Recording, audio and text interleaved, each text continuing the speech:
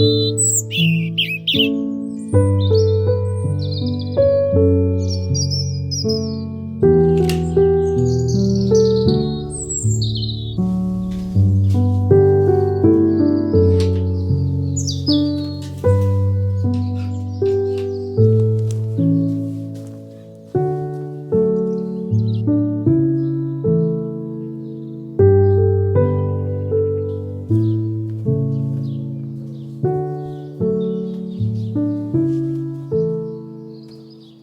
morning everyone. Einstein is literally sitting there waiting for me. I don't know if you'll be able to see him. Can you see him? Just there. He's just there, just sitting so nicely, just waiting for me to come and feed him. You're so funny. He still doesn't like his new food though, so I'm going to have to get him some more mealworms, I'm afraid. I'm going to have to bite the bullet and buy some more, aren't I? He really does not like his new food at all, but that's okay, that's fine. Okay, I'm learning. What a fussy little robin, but I created him, to be fair. I've made him this way, so I do know it's sort of, I'm partially to blame for his fussiness. Anyway, how are you all doing? I'm down the allotment plot again today. If you don't know who I am, my name's Emma. These are my allotment diaries, and I vlog all about my allotment plot here in South London. I have 2 allotment plots now. What's really interesting at the moment, because we're going into spring, it's my second spring with my new allotment, and the difference between the amount of sun we get on the new allotment compared to my original allotment plot, which is this one, is insane. And I don't know how I managed to grow so much on this plot. It is so shady, and it stays so shady for so long. Last year I didn't really notice that because we didn't actually have much sun. But this year the difference is just amazing. I mean, I'll show you now. So right now it's 9 o'clock in the morning, and this is the difference between sun. So it's about 9 o'clock in the morning. We're in the beginning of March. As you can see, the whole front of this plot is shady. Right at the back down there, we are starting to get a little bit of a trickle of sunshine. The very back bed is already in, actually it's not in complete sunshine, but sort of half sunshine. Moving around to my new allotment, almost half the plot is already in full sun, including the greenhouse, the flower bed, the pumpkin archway. This bit here is a bit shadier, but then I would expect that because we do have quite a lot of trees overlooking it. But you can see how much more sunshine there is on this plot. It does get sunnier as the day goes on. It does get sunnier on this plot. But I mean, because we're just having this blue sky and sunshine kind of weather, there's not one cloud in the sky. I'm really noticing the difference, and it's just going to be so interesting this year to see if we get more sun, how much more productive my new allotment will be compared to my original one, though I've had a lot of success with this, so I don't know the answer to any of this.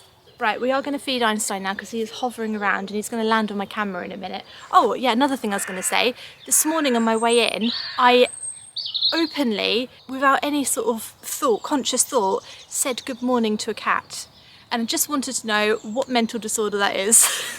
Just thought I'd let you know, because one day when I do end up locked up for talking to animals, people might want to know when it started, and I'll be able to refer them back to this vlog and say, it was this morning when I said openly to a cat, good morning. Right, let's feed the little birdie, not that he's going to be happy. Look at you sitting there, waiting for me, so nicely. Right, 2 seconds, do not land on my camera. Don't do it. Keep breaking it. I'm going to try and find you some mealworms, but oh yeah, there's a couple in here. Wait, no, do not land on my camera. There you go, there you go, there you go. That's it. Einstein, if you look, there are a couple of mealworms in there. It's just like 2. Have a look. Have a look. Wait then, what are you for? What's it? If you look, yeah, that's it, yes, there are. If you look in there, move it about with the little beak. Like, do that, yeah. Yeah. Did you find it? Did you like that? Yeah? Yeah. That's it. Yeah, you found them. Cool. Let me just see if I can just... I'm just moving it to see if there's any more mealworms. Will you just relax a second? Right, there is, look, there's tail up on there. Look. Look, Einstein. Picking them out for you now. What am I doing? What am I doing with my life? I'm picking out mealworms.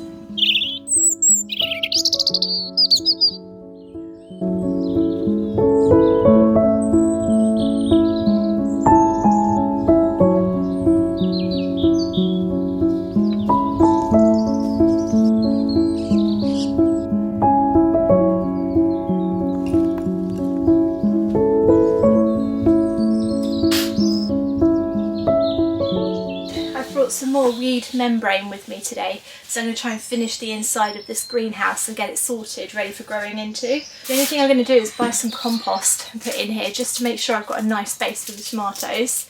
Other than that, I've got everything I need, I think.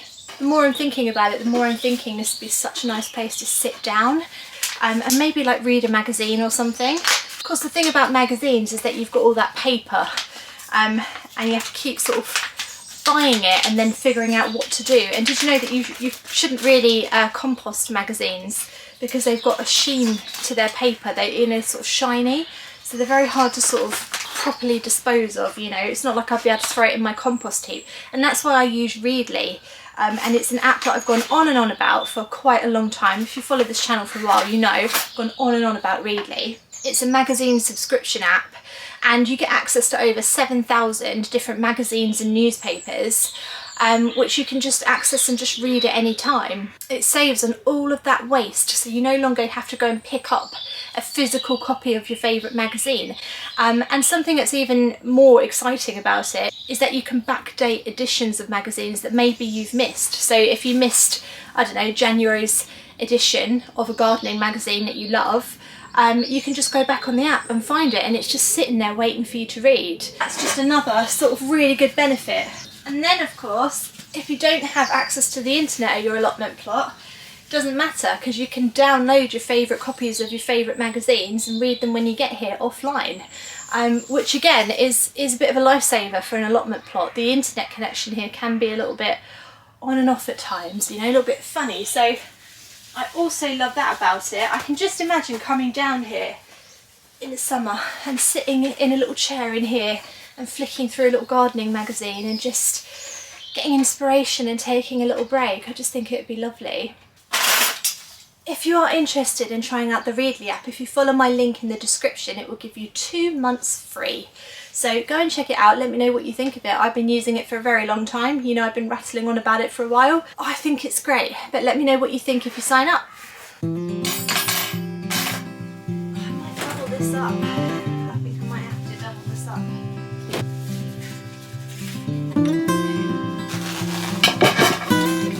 Alright, and then I've just bought these pegs. I'm just going to peg it down. Might put it under that one actually. Hang on, let's fiddle about this a bit.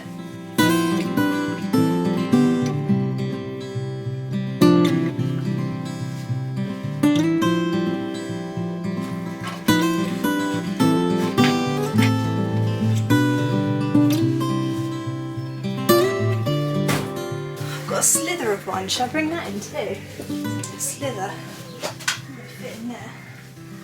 I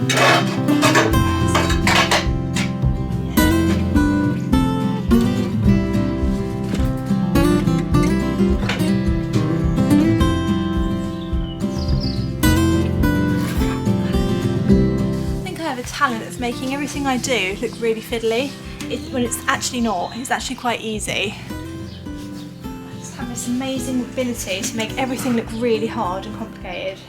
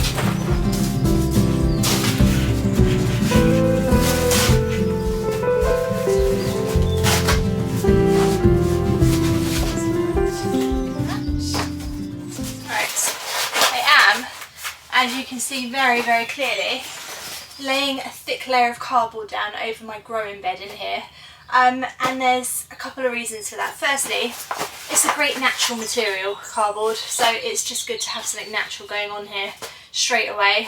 It will rot, it will like compost down, whatever the terminology is for it, and it will add goodness to this bed eventually. The worms also love it. But secondly, the main reason is that I'm worried about weeds. I know that this area of my allotment plot last year was a weedy mess, and I didn't manage to dig up as many weeds as I wanted to. So I'm hoping that this just acts as a really nice weed barrier. And what I'm going to do is get some big bags of compost and just cover the whole thing over. I might actually build the side up a bit and have it more as a raised bed in here. I think that might be a good idea actually. Yeah, I think I might do that. So that's the plan. You know what? That's actually looking all right. So we've got the growing bed on the left, and then we've got this, which I will eventually get shelving or some kind of unit in here that I can put seedlings on. For now, they're gonna have to go on the floor. But this is looking really good now. It's looking quite organised. I think the pathway will have to be wood chipped at some point. All the wood chip has gone now, so I'm waiting for the next batch of it. So as soon as that comes, I'll go and get some and just lay wood chip down the middle of the path, unless I can think of something else that would work better down there, but I'm not sure. I think wood chip's just always such an easy option, isn't it? And I can just keep replenishing it and it looks good. I do need to sort out this side of the greenhouse. The side I'm sort of keeping out of shot a little bit. I'm a little bit worried about this because this is just going to become a weedy mess. So what I'm going to do, what am I going to do? Rake it over and maybe sort of put some weed membrane down there for now.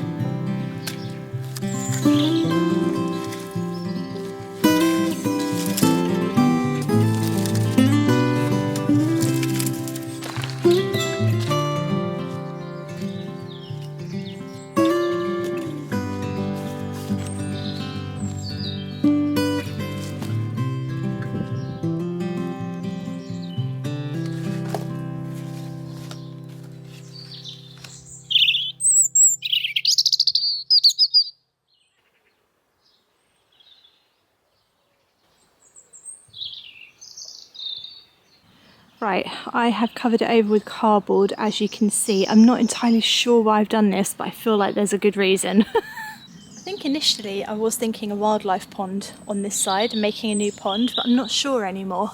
It does get quite a lot of sun, so it just seems a shame to sort of waste that space. So at the moment, that looks better to me than just covering it over with weed membrane. Because I feel like it's more, I could use it again, do you know what I mean? So I need to think about this area a little bit, but for now I don't want weeds coming up, so that should stop the weeds, smother them all. Yeah, we'll sort of figure it out. We'll figure it out from there, I think. Yeah.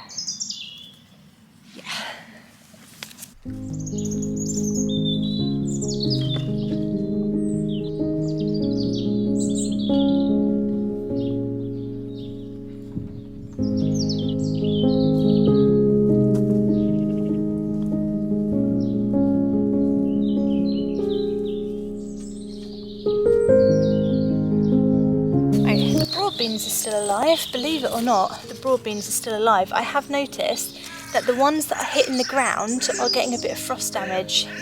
That I believe is frost damage. So you see this one here, very healthy, very vibrant. Even though we've got a lot of frost, he's come back to life. He's very, very happy. Whereas the ones that are hitting the ground, the ones that are flopping over onto the ground and getting frosted, stuck to the ground and then popping back up again, they're the ones that are getting this sort of frost damage. So what I'm going to do is re-tie them all in.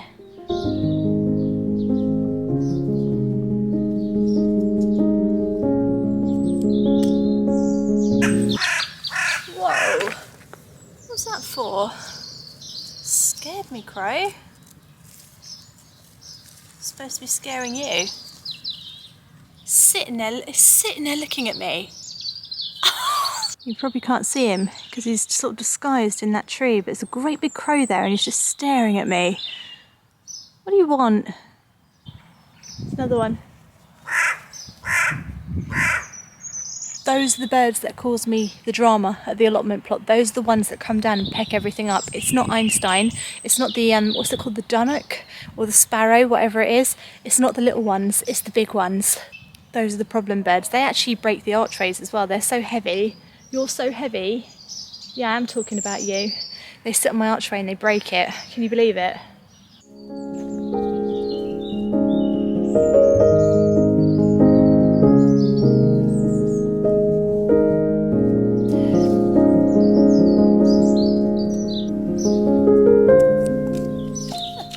It's not moving, guys. It's just sitting there. I'm not entirely sure what he wants. Do you think he wants Einstein's food? To be honest, I'd rather have something eat it than nothing eat it.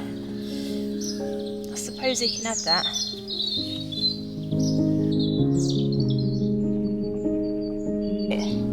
I'll just leave you alone then. I'll just continue to leave you alone. You just carry on.